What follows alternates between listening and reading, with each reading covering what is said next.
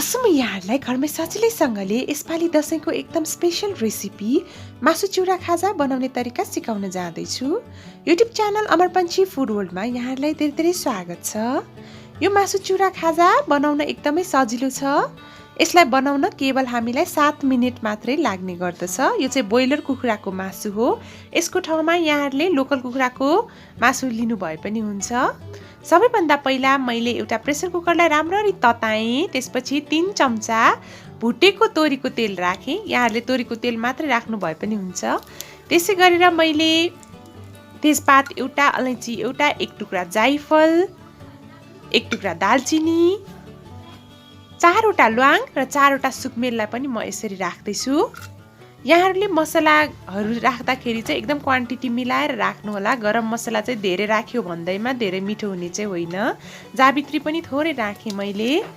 एकदम क्वान्टिटी मिलाएर राख्यौँ भने मात्रै मासु एकदमै मिठो बन्ने गर्दछ। हाम्रो ग्यासको आँच चाहिँ मिडियम फ्लेममा हुनुपर्छ। र यसरी प्याज राखेँ मैले। 2वटा काटेर राखेकी प्याजलाई मैले यसरी गोल्डन ब्राउन नहुन्जेल फ्राई गर्दैछु।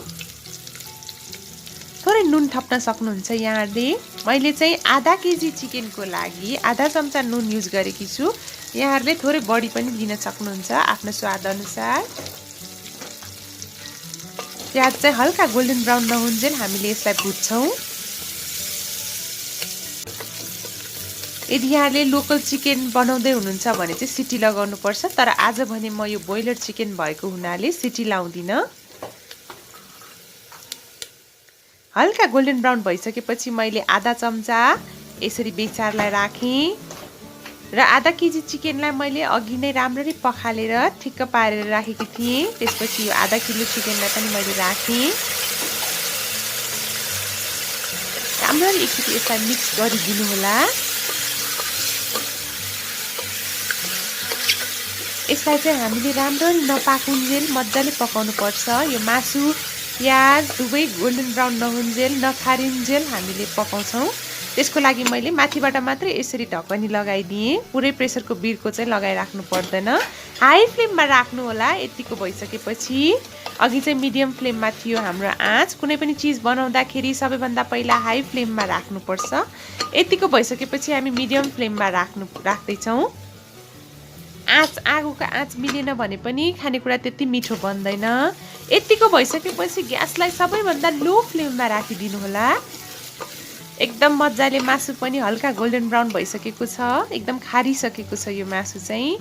त्यसपछि मैले राखेँ 1 चम्चा जति जिन्जर गार्लिक पेस्ट, लसुन अदुवाको पेस्टलाई राखेँ। त्यसै गरेर जिरा धनिया पाउडर 1 चम्चा र टमाटर 3टा रातो र पाकेको वाला मैले राखेँ।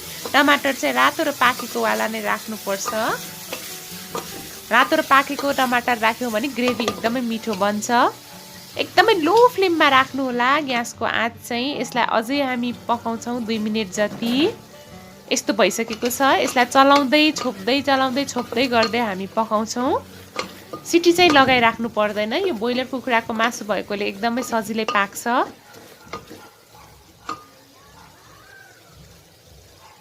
बिस्तारै बिस्तारै पाक्दैछ हाम्रो मासु चाहिँ। यतिको भइसकेको छ।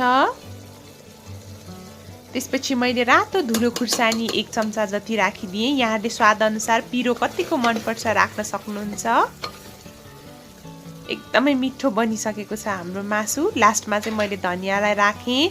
धनिया राख्नुभन्दा अगाडि चाहिँ ग्यास टर्न अफ गर्न नबिर्सिनु होला। ग्यासलाई निभाइसकेपछि मात्रै हामीले धनिया राख्नुपर्छ। धनिया राखिसकेपछि एकचोटि राम्ररी मिक्स गर्नुपर्छ। म यहाँहरूलाई सर्भ गरेर पनि देखाउँदैछु। यो मासु चिउरा खाजा चाहिँ हामीले दशैंमा सजिलै बनाएर खान सक्छौँ। एकदमै स्पाइसी बनिसकेको छ। एकदमै मिठो बनेको छ। मैले भरपुर मात्रामा गरम मसलाहरू पनि राखेकी थिएँ। एकदम क्वान्टिटी मिलाएर यहाँहरूले यसरी सलादसँग मजाले सर्भ गर्न सक्नुहुन्छ। आजको रेसिपी यहाँहरूलाई कस्तो लाग्यो? यदि आजको रेसिपी यहाँहरूलाई मन पर्यो भने यस भिडियोलाई लाइक, कमेन्ट र सेयर गर्न नबिर्सिनु होला। साथै मेरो च्यानल अमर पंछी फूड वर्ल्डलाई सब्स्क्राइब गरिदिनु होला। Thank you so much for watching. Have a nice day. Bye by.